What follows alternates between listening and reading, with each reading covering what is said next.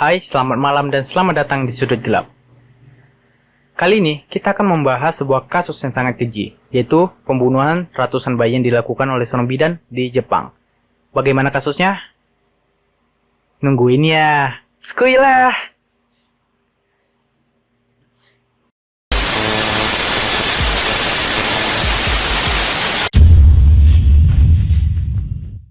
Sebagaimana kalian tahu, seorang bidan seharusnya membantu setiap proses kelahiran wanita dan juga menolong nyawa para bayi yang baru dilahirkan. Tetapi apa jadinya jika seorang bidan tidak menolong tetapi malah membunuh? Sungguh keji. Ini adalah kisah nyata yang terjadi di Jepang pada tahun 1940-an. Seorang wanita yang bernama Miyuki Ishikawa lahir pada tahun 1879 di prefektur Miyazaki, Jepang. Ia merupakan wanita yang sangat pintar dan juga sempat berkuliah di Universitas Tokyo. Ia kemudian menikah dengan seorang pria yang bernama Takeshi Ishikawa, tetapi sayangnya mereka tidak dikaruniai seorang anak. Miyuki Ishikawa bekerja di rumah sakit bersalin Kotobuki sebagai kepala bagian dan juga berprofesi sebagai seorang bidan. Pada tahun 40-an, banyak sekali bayi yang lahir di rumah sakit itu. Tetapi Miyuki Ishikawa cemas dikarenakan bayi-bayi tersebut berasal dari keluarga yang berekonomi rendah. Bahkan untuk kebutuhan sehari-hari saja masih kesulitan. Miyuki Ishikawa berpikir untuk menelantarkan bayi-bayi Miyuki Ishikawa berpikir untuk menelantarkan bayi-bayi yang berasal dari keluarga ekonomi rendah tersebut. Ia merasa itu adalah jalan yang terbaik bagi bayi tersebut. Tindakan yang tidak pantas ini sangat tidak pantas dikarenakan hal yang tidak pantas yang dia lakukan. Ia diperkirakan membunuh 103 bayi.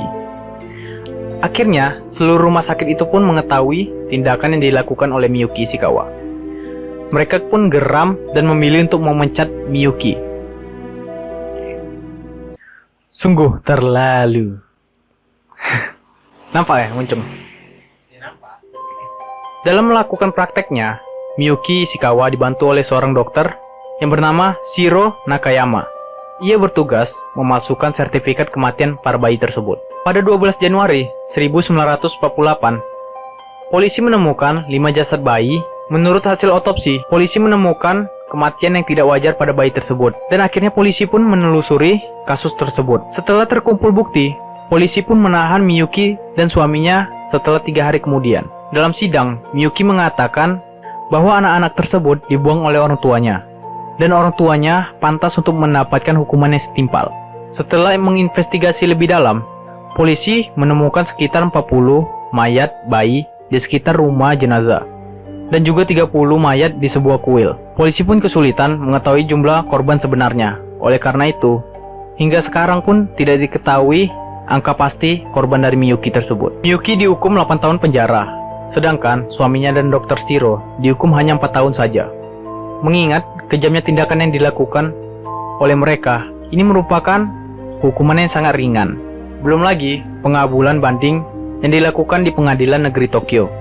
Seharusnya mereka dikenakan hukuman mati.